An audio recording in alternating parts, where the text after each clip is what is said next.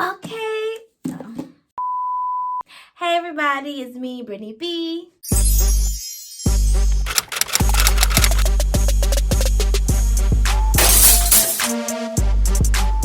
And I'm back for a review of Children of Virtue and Vengeance. So I'm super excited about this review because I loved Children of Blood and Bones. And I really like this book too. So for this review, I'm going to talk about what I liked, and what I thought was like, So let's start with the first, because let's just get the out the way.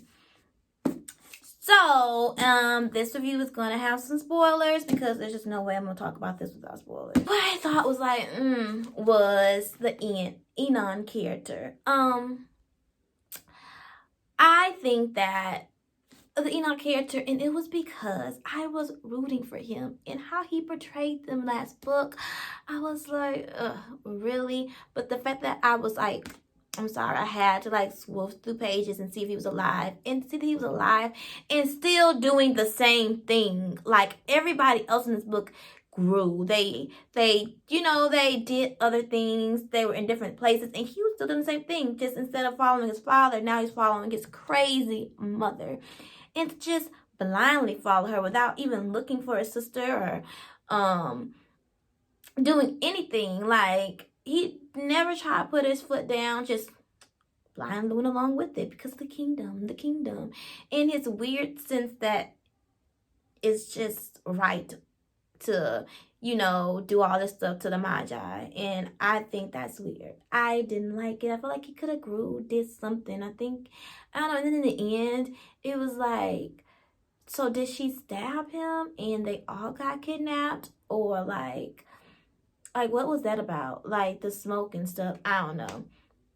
Back to the another character that I thought was like, I thought the mother was just blindly mad out of nowhere. I don't know. I feel like, I guess it was the big twist because she just seemed like she was not that like against the Magi, and to know that she's the one who started the whole entire thing was just crazy. It was wild. And I was like, whoa, where'd this come from? This lady is Looney Tune. And she had nothing appealing about her character. Like, she had no sense of like regret, anything. Like, and it was like, where is this coming from? Like, where is this big hate coming from? We know where the daddy came from because the mother, the whole plan and did it, but where is her hate coming from? And why? It's just really greed and power. I don't know. It wasn't my favorite part. Also, there's just some parts in this book that I was like, this is just a little bit just long. And it could have been shortened or something. I did find myself sometimes through characters and situations just skimming through like, okay, let's get to like something else. Yeah, I guess I won't. Yeah, I'm not. I don't want to say nothing particular. I can't think of it off the top of my head now, but yeah, there was some part I was like, I think that's all my until I think of. Oh, the ending of it. So, are they slaves now? Are we gonna find out and go to all these different little spots in the book? Is that where they're gonna get taken off to? And why? Who are these people and where they come from? So this whole time we had just the royal people, the Magi. Now we have the Titans, people who are royal that have power with the little white streak. And now they're kidnapped by, we don't know, taken on a boat to who knows where and for what. And where is this going? Did they defeat the kingdom or not? Are they gonna have to defeat whoever they were defeating and then come back and then defeat the kingdom again? I mean, that's just crazy. What happened to the mama? She dead? Or did Ian just pass out? Like, I'm so confused. And that's it. Okay, let's go to things I thought was like amazing, which was I really thought that the main character, Zell. I thought the main character, Zell, I feel like she grew. There was parts where she used to get on my nerves where she's so stubborn, but I feel like overall she has a good little plot.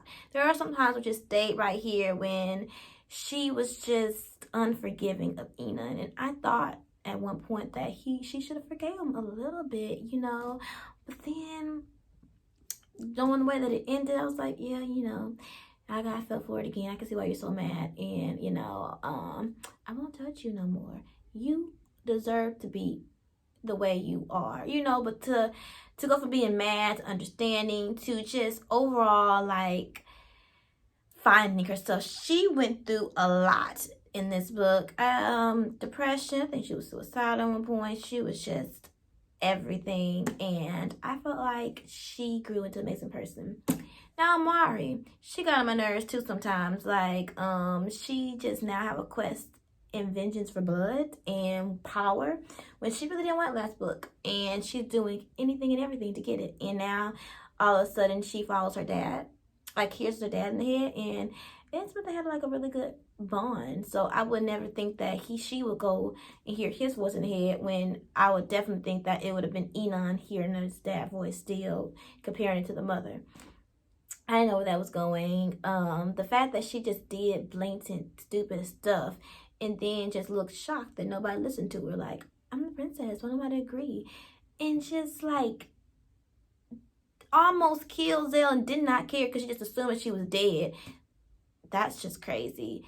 And let's go to Zell's brother, San.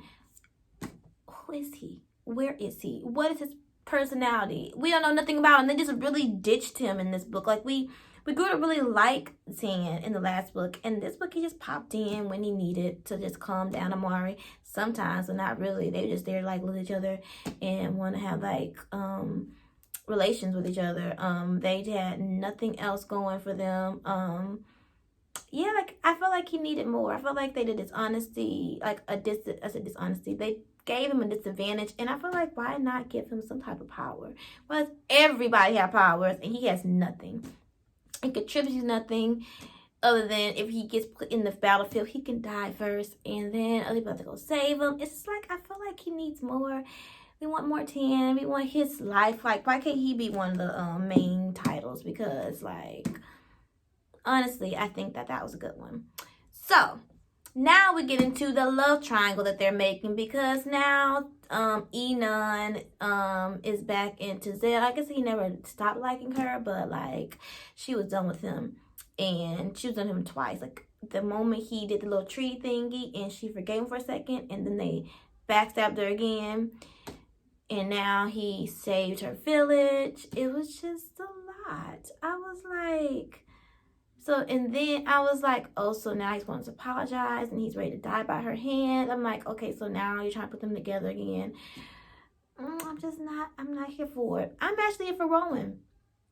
I saw some other people reviews, and I know they was like, it was just like a cookie cutter, came out of nowhere, but I felt like it grew. I felt like they didn't instantly attract to each other. I felt like, she slowly but surely let him in, and he showed his soft side. I thought he was pretty cool. I'm team Zell and Rowan. I think they have a nice bond. I'm for it.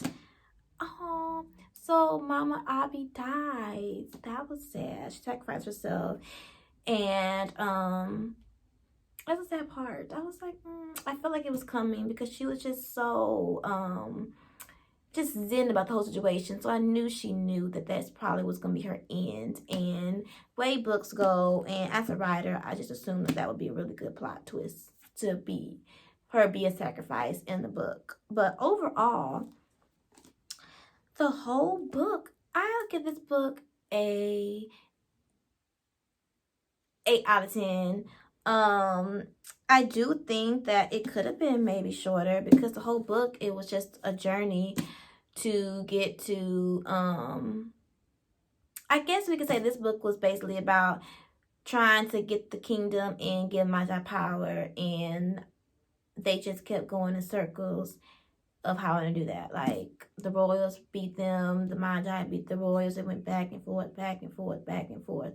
No common ground. Nothing really got solved. In the end, it was a twist. So hopefully next book, something gets solved in the early part, and something new, because like it's getting a little old. The royals against them. We know they hate each other. We know it's like crazy, but like, you know, maybe I guess this being kidnapped is going to be a new world, new powers, new people, different things. That should be interesting. So, you know, thinking about it now, at first I was like, I don't know about this whole slavery boat thing, what's gonna happen. Now I'm like, yes, it's a breath of fresh air. You can and just breathe it in. I'm here for it.